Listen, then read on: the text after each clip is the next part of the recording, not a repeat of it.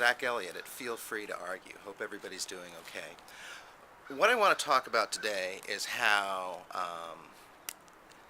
institutions which we think are serving the public good and public interest are being co-opted.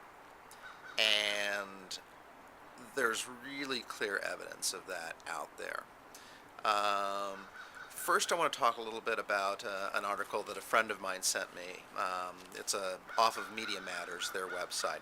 And it was a guy talking about the whole concept of reconciliation, which I imagine if, to the extent that any of you are tuned in to the mainstream media, you've seen a lot of conversation about the Democrats' use of reconciliation to put through some aspects of the health care plan. And generally speaking, especially if you're tuned into something like Fox or any of the more conservative outlets, I say just more conservative as opposed to conservative, you'll see reconciliation talked about as if it is something extraordinary. Something unusual, something that's sort of like a real hardball, over-the-top sort of tactic for the Democrats to use. But what is never mentioned is the fact that the Republicans use the exact same tactic when they were more in or had less of a majority than the Democrats did in order to push through George Bush's tax cut proposals. This in spite of the fact that there was greater bipartisan anger about this. It was a closer vote, and there were more Republicans willing to vote against the tax cuts than there are now Democrats willing to vote against aspects of the health care proposal. And so this made him really curious. The person who wrote this article was, his name is Jamison, I think it's Foser, maybe it's Foser, I'm not sure. But the whole article is him going back and looking at how the media covered the whole issue of the Republicans' use of reconciliation. And what he found was that in the entire month that the Republicans used reconciliation, which was May, and it was like the 23rd that the bill actually, they were done with the bill and the legislation. He looked at the entire month of May and found, well, first of all, he found almost no reference to reconciliation at all. I mean, the major networks hardly mentioned it all. Well, the major networks did not mention it at all. There were a few mentions of it in a couple of newspapers. The Washington Post, I think, didn't have anything, not a single article, that mentioned it at all in that time period. And more importantly, though, at no point was it treated as anything remarkable, as anything controversial, as anything but the most boring and mundane tactic to be used. Something not worthy of attention, which is completely different from the way that it's being portrayed now. So, yet another thing to bring up the next time your funny uncle brings up the incredibly liberal media and how they're so biased. You could talk about that and the fact that it's being portrayed. And once again, this is like a system-wide analysis of like the mainstream media, that you have the same tactic being portrayed in a completely different way on two different occasions based on who's employing the tactic.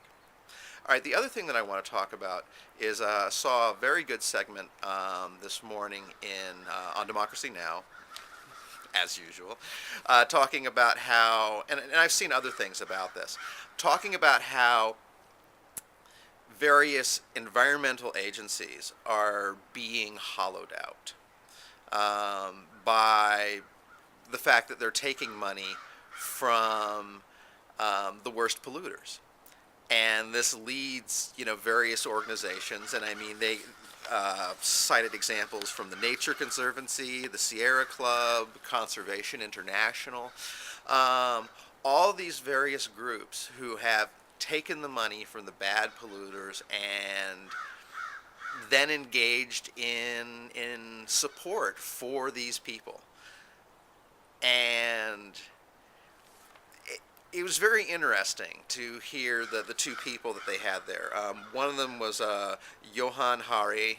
He just wrote an article for The Nation called "The Wrong Kind of Green." Of course, I will link to that in the sidebar.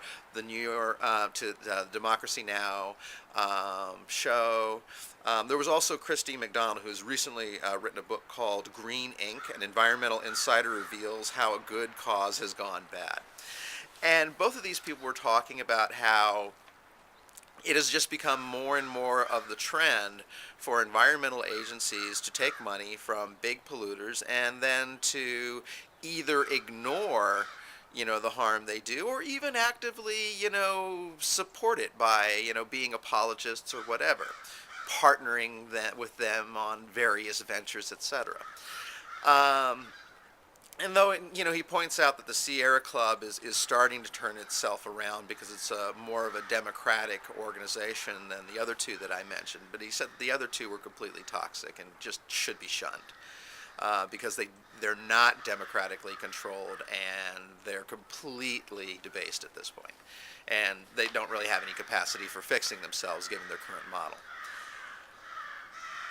But I just want to talk about this in terms of the broader context of just kind of blindly following along with anybody. No matter how much you think they're on your side, no matter, whether even they used to be like a successful thing that had some actual moral standing or something. God, I wish those fucking crows would shut up.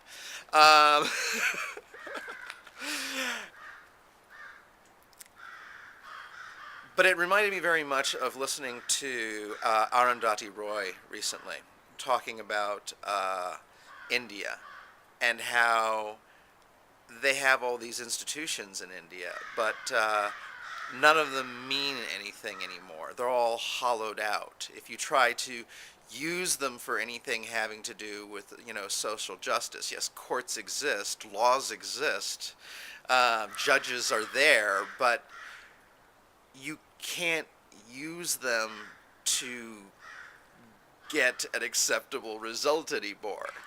The whole concept of justice and rationality, as she sees it in India, is something that exists more on paper than in reality. And I'm getting more of a sense of that from this country, where it seems that everything is illusory. Everything has been co-opted. That nobody who has a platform really talks for us. Well, that's my happy little tidbit for today. I'll link to all the stuff in the sidebar, and of course I'm always interested in hearing what you all have to say about it. This has been Zach Elliott at Feel Free to Argue. Take care, everyone.